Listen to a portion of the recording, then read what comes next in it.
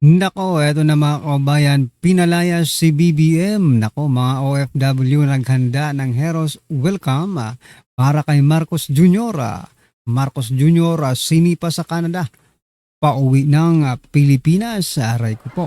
Yan po mga kabayan ang aalamin natin sa video ito, pero bago po natin simulan yan, palike naman po ng video ito, malaking tulong po yan. Maraming salamat po at eto nga mga kabayan.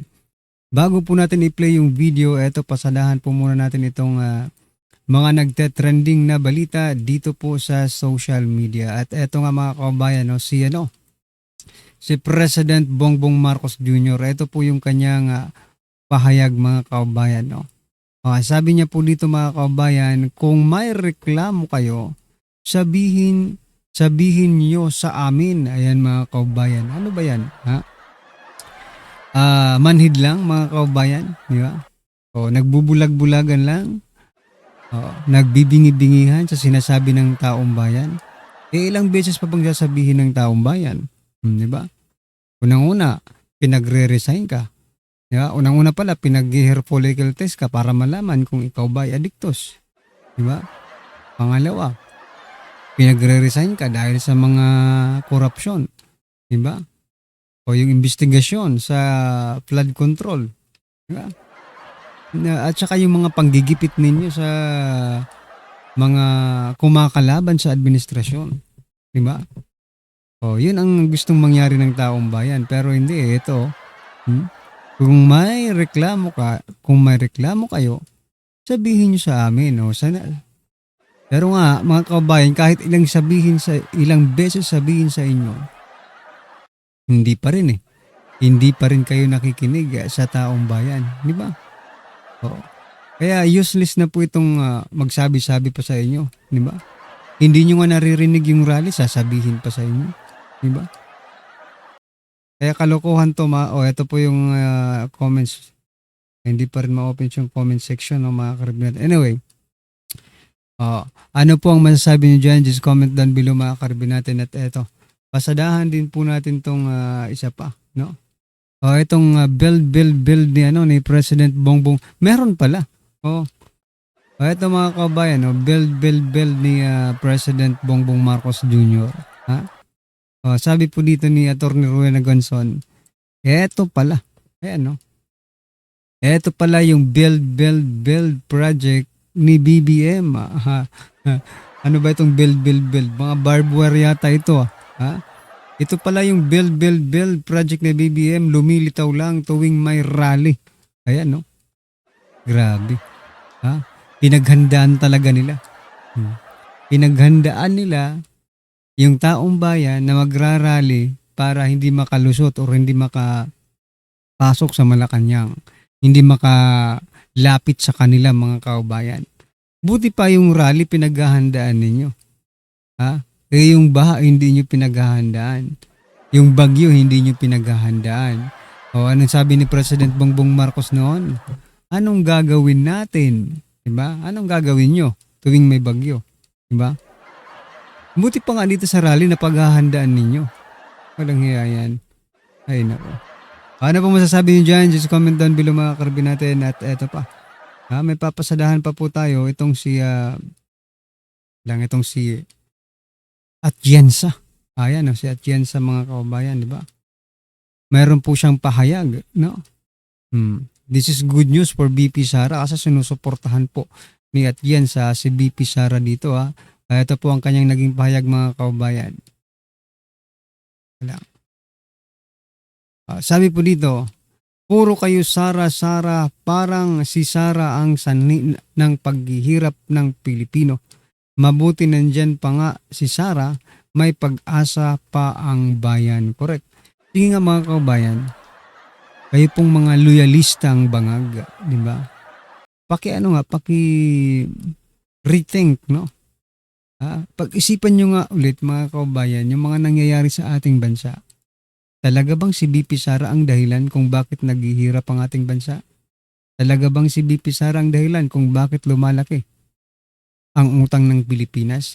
Si BP Sara ba ang dahilan kung bakit wala tayong legacy project ngayong administrasyong ito?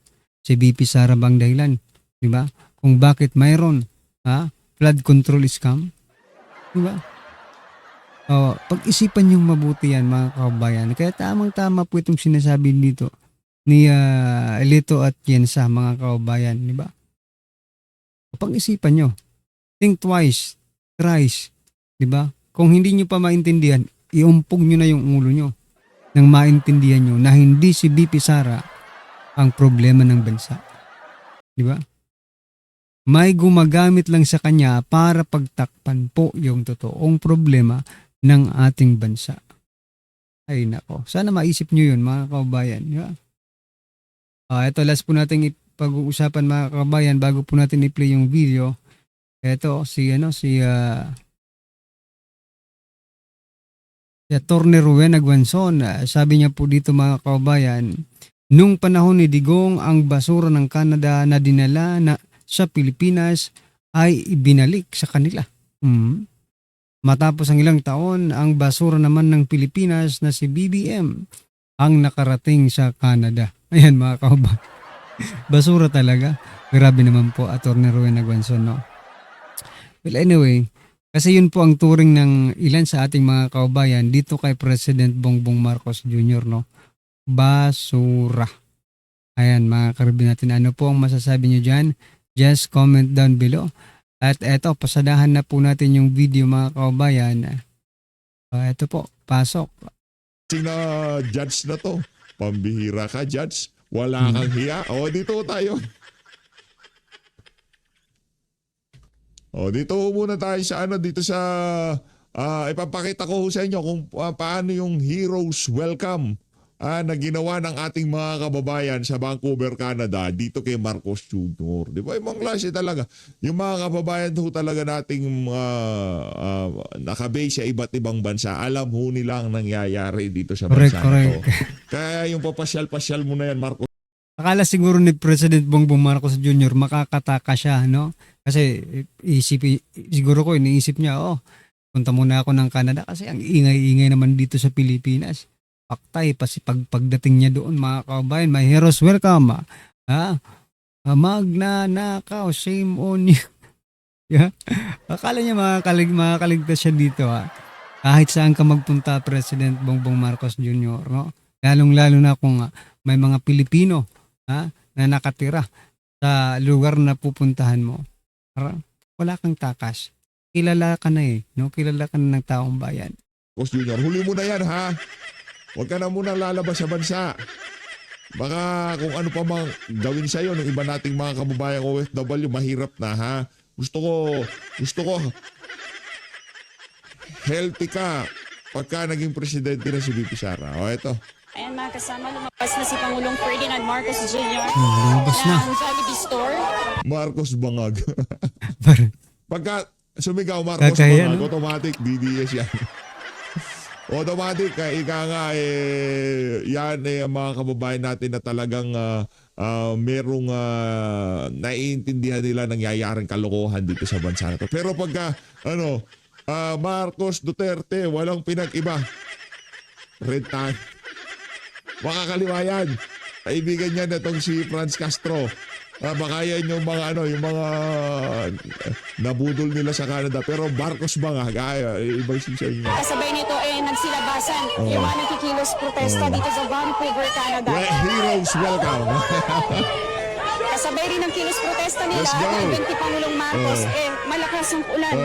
Heroes welcome. Ang pinakawalang yung Nakangiti pa si President Bongbong Marcos, nakangiti pa. Siguro ko, ngitingin ng kahihiyan yan, mga kababayan, no? Sino bang hindi mahihiya, Pero mo, lumayas ka dito sa Pilipinas para mag-enjoy ka naman dahil magulo sa Pilipinas. Tapos pagdating mo doon, ganun pa rin. Ibig sabihin, mga kababayan, wala kang taka sa Pilipino. presidente. Sa Vancouver. Shame on you. Sabi nung iba, narinig ko, shame on you. Adik. Meron ako narinig na adik shame on you, Marcos daw. Heroes welcome the heroes. Alakmakan. Ang bihira. Ang galing. Bongbong Bangag. Bongbong adik. Nako, dami na. Kung ano-ano sinasabi ng mga... Oh, bongbong adik daw eh. Bongbong Ang bangag. ginigit naman nakikilos protesta, hindi raw welcome si Pangulong Marcos dito sa Vancouver, Canada. Oh, yun oh. Bongbong adik daw. Pamira. Matitindi itong itong mga ibang klase. Palakpakan natin yung ating mga kababayan sa Canada. Bongbong adik daw eh. Bongbong bangag, you're not welcome here. Shame on you, pambira. Sinisipa eh. Lahat ng Sinisipa na si parang kahihiyan siya no, imbis na pride ng Pilipinas dahil presidente ka, hindi eh, no? Kahihiyan ng Pilipinas ang inabot ni President Bongbong Marcos Jr. Imbis na pride ng Pilipinas. masasakit na salita sa English, sinabi na kay Marcos Jr. Dahil nga, adik yan, sabi ni Amy, wala ka yan, manhid yan. At pinapanawagan Bongbong nila na adik. mabigyan ng hustisya yung nangyayaring korupsyon sa Pilipinas. Bongbong adik talaga.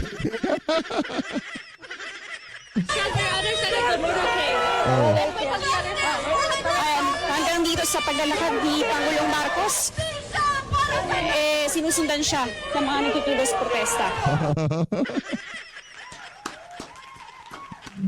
Kakalabas lang niya ng Jollibee. Nag-dessert siya ng mura sa ating mga kababayan dyan sa Vancouver, Canada. Bongbong adik daw eh. So ayan, hinarangan na ng mga pulis. Narinig ko, shame on you, bongbong adik. Di ka welcome sa Canada. Ganun eh. You're not welcome here. Heroes welcome na heroes welcome.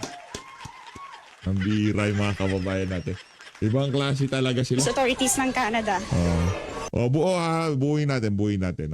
Ayan mga kasama, lumabas na si Pangulong Ferdinand Marcos Jr. ng Jollibee store. Kasabay nito nagsilabasan yung mga nakikilos protesta dito sa Vancouver, Canada. Kasabay rin ng kilos protesta nila at na-event ni Pangulong Marcos, malakas ang ulan dito sa Vancouver.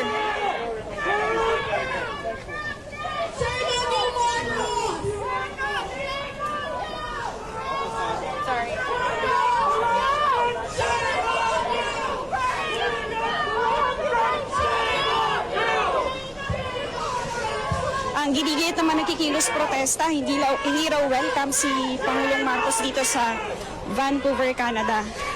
At pinapanawagan nila na mabigyan ng hustisya yung nangyayaring korupsyon sa Pilipinas.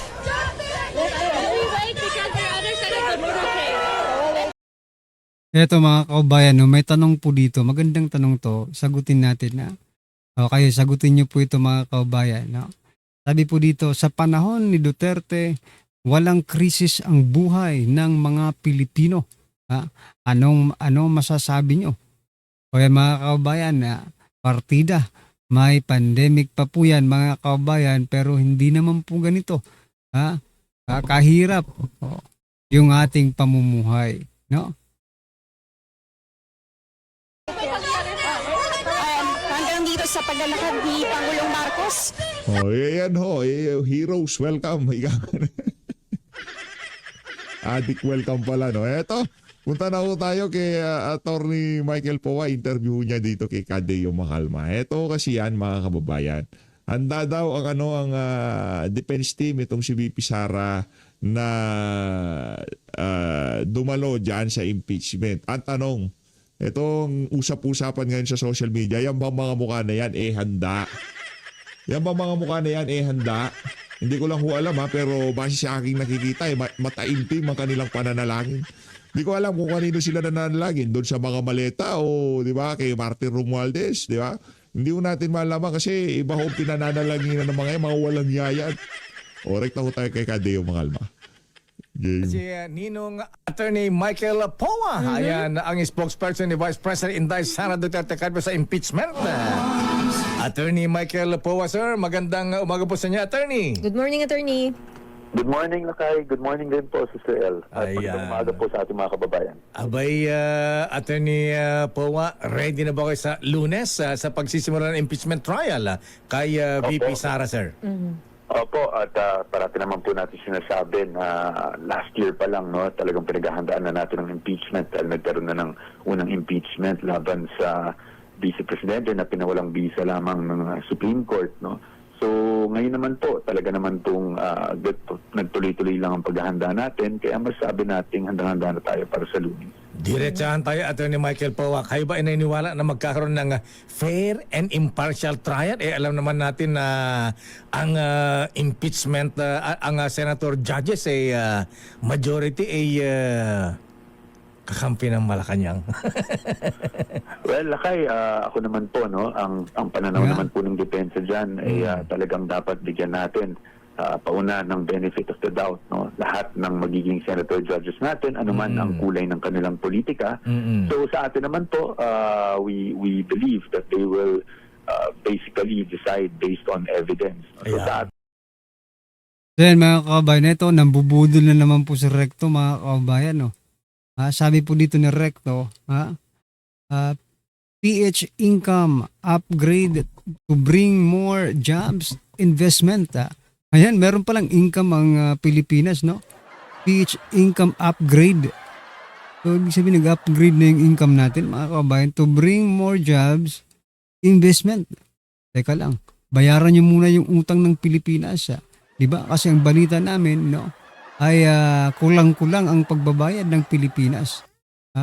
At bawat taon, mga kababayan, ay nadodoble-doble po yung mga hindi nyo nababayaran. Diba? Bayaran nyo po muna yung utang ng Pilipinas na inuutang ninyo. Ang laki-laki na no? Yun po muna siguro ang dapat ninyong gawin kasi nakakahiya naman sa susunod na magiging presidente.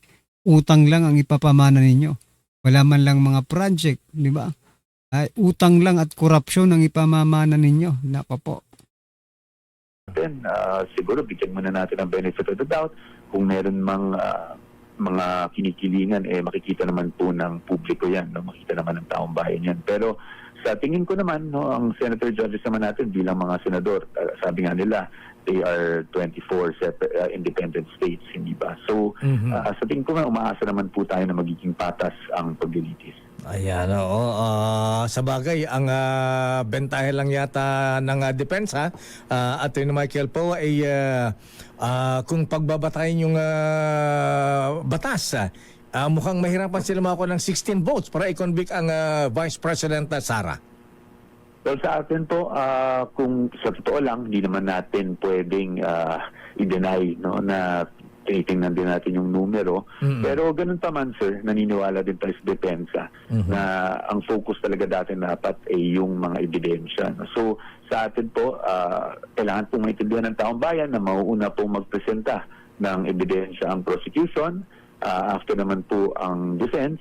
So, siguro po, maging patient lang po ang ating mga kababayan at intayin lang po na kung meron mga paratang o naturang ebidensya na ilalatag ang prosecution, intayin lang po rin ang magiging tugon at sagot ng depensa. Ayan, ang isang ilang ticklish issue rito, Attorney Michael Powa, sir, ay yun daw pong Ito mga kababayan, no? Tingnan niyo po ito. Isang media, ito JMA News yata ito Yung inipon na basura ng INC talagang pinofocus pa sa camera. So, ibabalita po nila yan mga kababayan, no? Ano naman kayang babalita nila dyan? Diba? Siyempre, sisiraan nyo yung INC dahil may basura? Diba? Inipon po nila yan. Tingnan nyo, pinofocus pa talaga yung mga basura. Aray ko po. Huli ka. Huli ka, papaharapin daw ang mga bilang witnesses. Itong si Mary Grace Piatos, ayan, at saka si Sheriff, ayan. Ano sa tingin niyo sa mga witness na ito? Sila ba ay harap at ito ba ay papayagan niyo o meron nga bang Mary Grace Piatos? Well, sa atin naman po, ang panindigan din natin ay nasa prerogative o prerogative na po talaga ng prosecution kung sino man ang witnesses na gusto nilang ipatawag. Whether it be Mary Grace Piatos or yung pong sheriff na napapabalita, no? Kamakailan. Sa atin naman po, ginagalang naman natin yung karapatan ng prosecution na ipatawag kung sino gusto nilang ipatawag. Pero tayo sa defense, ready lang po tayo, no, na to cross-examine all these witnesses na ipapatawag ng prosecution. Dito ba, Attorney Powa, sir, sa impeachment, para magkakaroon ba ng tipong parang arraignment sa korte? Ayan na. At kung merong ganyan, haharap ba ang Vice President Sara?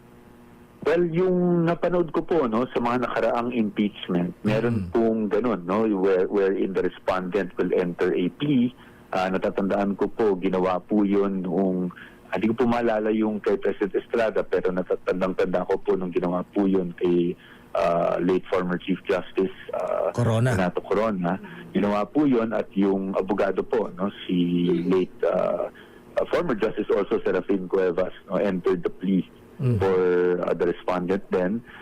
So inaasahan natin na baka magkaroon din po ng ganun ngayon, no? At kung darating man ang ating Vice Presidente, I cannot definitively say at this point. No? Hindi ko po mako-confirm yan. Pero kung sakali man po, nandun naman po rin kaming mga abogado niya, and we are empowered naman po to enter that plea for her. So yan mga kababayan, ano po ang inyong opinion, reaksyon patungkol po sa video ito? Just comment down below mga kababayan. Maraming salamat po.